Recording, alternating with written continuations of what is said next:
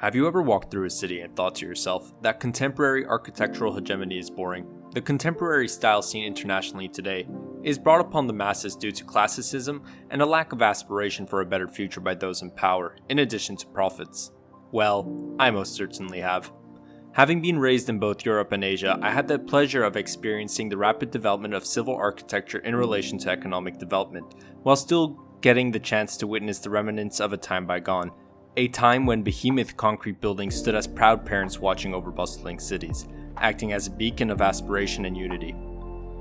With brutalist architecture being dismantled or being gobbled up by the cityscape, I believe that a return to brutalism, or the contemporary idea of eco-brutalism, is a worthy cause that can help alleviate certain issues within society, along with ecological factors that plague cities to this day. To me, it's important to grasp some of the ideas behind brutalist architecture, rather than marking it off as a vogue socialist/communist idea.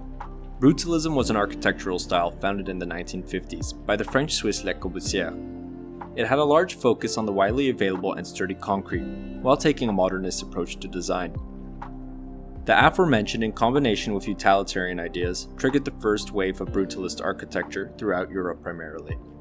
Considering the time it was popularized, being classified as the post-war era, there was a large-scale adoption of the new unique style due to its relatively cheap cost and high demand for new modern housing.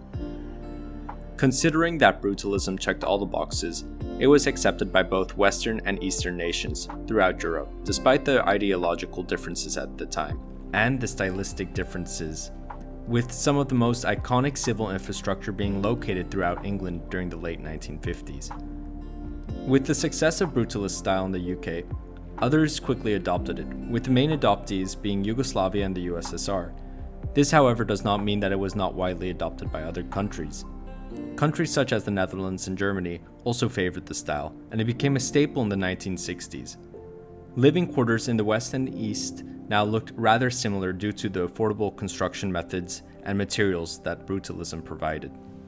However, due to the differences in ideology, the later years of the brutalist movement in Eastern Europe saw the encroachment of more monumental brutalism, a term that I will describe as architecture that is made to make one feel small, and as if one is a cog in a larger machine. A good example being the Kiev crematorium, which perfectly incorporates size, modernism, and brutalism to suffice to the idea of monumental brutalism. The goal not being to make one feel distant from society, but rather a small part of a larger organism, which is poetically expressed through the barren concrete style, reminding one of the futilities of standing out against a larger system, subconsciously keeping people in line. However, despite the metaphorical intentions of the architecture, it also served another purpose, and that was the notion of a perfect utopian future, where class no longer acts as a limitation, where all dreams can come through, and most importantly, where everyone is equal on the premise of material wealth through decadent plain concrete. Concrete can withstand bombs, bullets, and bad weather, but can it support the weight of the masses' dreams? Contemporary design, I believe, has withered into a purely capitalistic demeanor, with the architects and civil engineering for the poor being made to serve only the purpose of functionality, while the rich express the grand nature of their fortune by bringing back elements of neo-Renaissance architecture. Ironic, considering the rich of the past died in their lavish houses during the revolutions for equality. However, I digress. Bringing back brutalism, although it never truly died, is a hard bargain. Society has changed along with technology, meaning that for any future endeavors, new variables are introduced, such as balancing ecological factors to ensure sustainable building practices. This is where I would like to introduce the concept of eco-brutalism. Concrete production is cheap, but highly polluting. How can this be offset? Well, it's rather simple. Let's add some plants along with desalinated water stations and solar energy, and voila, you have an eco-brutalist dream. This style offers a lot of potential, not only through its magnificent brutalist style, which to many evokes ideas of a lost future, or even nostalgia, but also aims to alleviate some of the class divides by making new affordable housing that has unlimited personalization options due to its barren styles. It can be made relatively quickly and allows for architecture to become a renewed means of expression for artists and architects alike. And to those who say that it may be impractical due to maintenance and size, I want to simply point at skyscrapers such as the Burj Khalifa.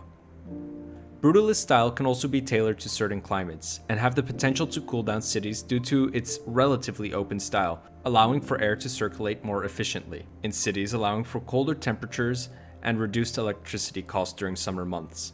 Additionally, monumental brutalism can also help install a sense of unity amongst people by making them feel as a part of a larger society, and can reignite ideas for a better tomorrow, where freedom and equality are the priorities, and where material wealth one possesses is not reflected by their housing. This was His Kyrios, and I'll see you around.